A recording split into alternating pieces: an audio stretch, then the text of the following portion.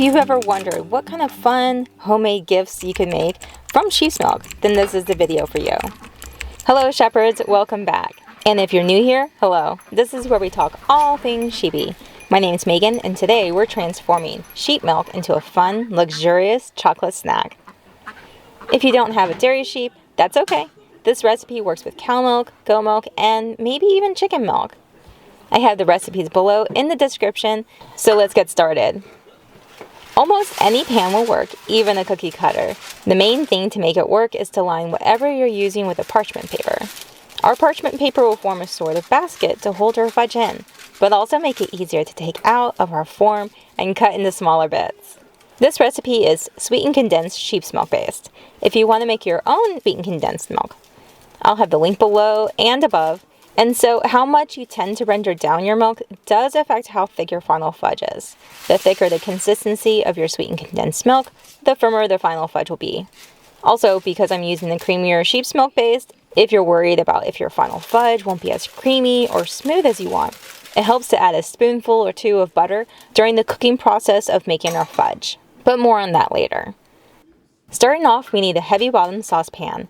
This helps prevent scorching and evens out the heat.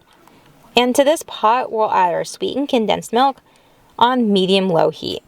This is one of those times that heavy cream, whipping cream, milk, or even evaporated milk really isn't a good substitution. If you're using canned sweetened condensed milk, this equals out to about half a can. Once our sweetened condensed milk is warm, let's add our chocolate. I like to add it in thirds, or half now and the rest later. I find the chocolate chips like to stick to the bottom of the pan, so this helps make sure that there's enough liquid swirling around their pot, distributing the heat to all spots of the pan. Stirring frequently and gently, we're teasing those chocolate bits around and encouraging them to melt. Once the chocolate is mostly melted, it's time to add more of our reserved chocolate chips to our saucepan. This in itself is a good base for chocolate fudge. Also, if you want to add maybe a tablespoon or a few grams of butter, do so now. It adds a richness of quality to our fudge, but sheep's milk is already pretty rich, so I'm going to pass on that. The chocolate is starting to melt down pretty well, but our pot looks like a black hole, so I'm going to take it off the heat so hopefully you can see it better. It's pretty thick already. I forgot to do this here, but if you want to add your vanilla extract in, go ahead and do so now.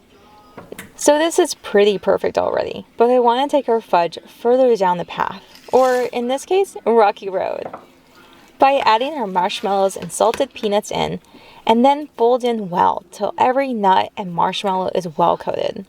This process also helps evenly distribute our goodies throughout our pan later. Then let's add it to our container. This is a 4x4 mini cake pan. As our chocolates cool, it will thicken. And I'm just using my spoon to go ahead and make sure that it's spreading out to every corner of our form. To garnish, let's go ahead and add some extra peanuts and marshmallows. Here and there, I'm just pushing some of them in gently to make sure that they're secured with the fudge. I want each potential bite to contain a nice, even medley of each flavor. If you're wondering how much to add, it's really to taste or personal preference. But once it looks good enough to eat, it's time to put it in the fridge and cool down some more. It will thicken up and firm up some more. Okay, so when I say chocolate and cherries, what's the first image to pop up in your mind? Did you think a black forest cake or maybe a cordial? Well, I thought it would be fun to add all the things we may love about that, but in fudge form. But first, let's chop up our cherries. I have some dried cherries, but for an extra fun bite, I made some candied cherries too. Sometimes the stores have candied cherries already. Ours didn't, but homemade candied fruits are so much tastier. What do you think? I like the texture change that the candied cherries lend to the dried cherries, but I think either or really works. So let's go ahead and heat up our sweetened condensed milk. Stirring often, I'm sprinkling a little bit of a time of our dark chocolate. In total, this is 1.5 cups or around 227 grams of chocolate. So I am making sure that my spoon is in contact with the base of my hand. These chocolate chips really like to stick to the bottom. And after a few minutes, it's melting down nicely and I'm adding some more of our chocolate. And a few more minutes later, it's nice and thick and glossy. I'm going to take it off the heat and show you in better lighting what it looks like. Now let's go ahead and add in our vanilla and almond extract. I like how the almond extract complements the vanilla and cherries in here really well and adds a bit of mystery to the fudge. But if you want to skip it, you can. Next, let's toss in our cherries. The candy cherries are quite sticky. If you want to double the cherries, this fudge can handle it. The fudge is cooling down quite a bit now, so let's go ahead and spread it out in our prepared pan. I'm using a loaf pan this time. Since the parchment paper is slumping on the sides, I'm a bit worried that as I pour in the chocolate, it'll pull in the sides. So I'm going to spoon in the first couple bits of chocolate and see where we can go from there. One spoonful later and it's pulling. So I'm going to add some clothespins to secure our sides in place as I add our chocolate fudge in. I like to use the back of a spoon to smooth out the top, and I'm going to go ahead and pop in some more cherries on the top of the chocolate. It's not just a garnish, but it really helps the rest of the family figure out which parts they want to eat the most. So let's go ahead and pop this in the fridge to chill. For our next fudge, I wanted something a little lighter. So we're working with a white chocolate matcha fudge with a pop of color from freeze-dried strawberries. So for this fudge, let's start by heating up our sweetened condensed milk. Just like with the dark chocolate chips, I'm adding a little bit of chips at a time, just so it keeps our little chocolate chips bouncing around our pan and heat evenly. Once we have our last bit of white chocolate added and melted, we can add our matcha powder. Depending on the quality of your matcha and what your preferences are, it helps to add anywhere between 1 to 2 tablespoons of matcha powder or even more. I'm adding in 1 tablespoon. If you could use a different tea, what would you use? I could see this working with a few types even, and if you have leaves, it helps to do an infusion with a satchel. Once our matcha is mixed in well, I'm going to keep on heating this up. It'll lose some moisture, but I can see how this is looking a little thinner than my other batches. So by continuing to cook it over low heat, it's going to drive some of that moisture out, and it'll firm up a little more. Okay, so let's remove our matcha fudge from the heat and add in our vanilla extract and a little bit of salt to help bring out that flavor. I'm using this cookie cutter as a form for our fudge, and then I'm going to nestle it in this older pan. So let's go ahead and add our fudge to our pan.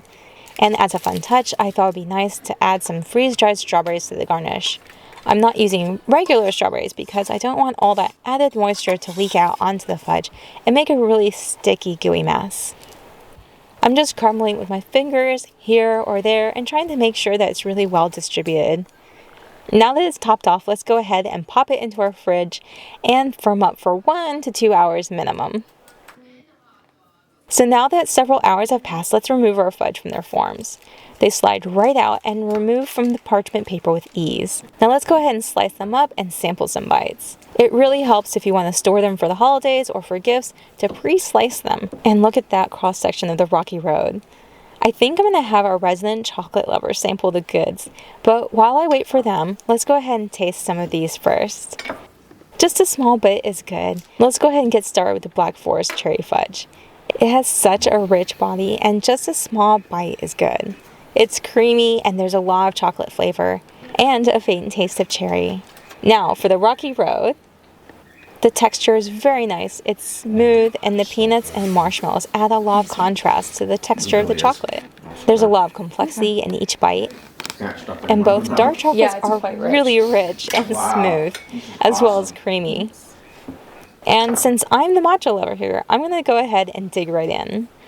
It's so creamy and smooth. It's a bit softer than the dark chocolate fudges, and not as rich, but still very satisfying. The strawberries are a really nice touch. They're softer, so it's something to consider if you want a bit more of a crunch. The nuts might be a better option. But I like the softer flavors, and this is really easy to eat a bunch of, especially just for fun. So how do you store fudge? Just like how we layered our parchment paper on the pan, it helps us store fudge with layers of parchment or wax paper in an airtight container, either at room temperature for up to 2 weeks or in the fridge to preserve it for longer. Over the course of a few days, you may notice that it will lose moisture and become drier and crumblier. That's perfectly normal, but if it bothers you, it really helps to store in an airtight container to prevent this from happening so dramatically. But how do we store for extra long term? Maybe even until the holidays. So you can freeze fudge. Just like with storing in the fridge, it helps to layer it with parchment paper or wax paper, but this prevents the fudge from sticking together in one giant block. And then we pop it into our airtight container of choice and store it in the freezer for up to 3 months for best tasting. Well, there you have it. I hope you enjoyed our milky side quest. Have you ever made fudge before? Old-fashioned styled or quick sweetened condensed style? Let me know in the comments. Don't forget to like, subscribe. I hope you enjoyed watching, and thank you so much for joining me on this sheep milk adventure. And don't forget, I appreciate you. Until next time, ta-tas!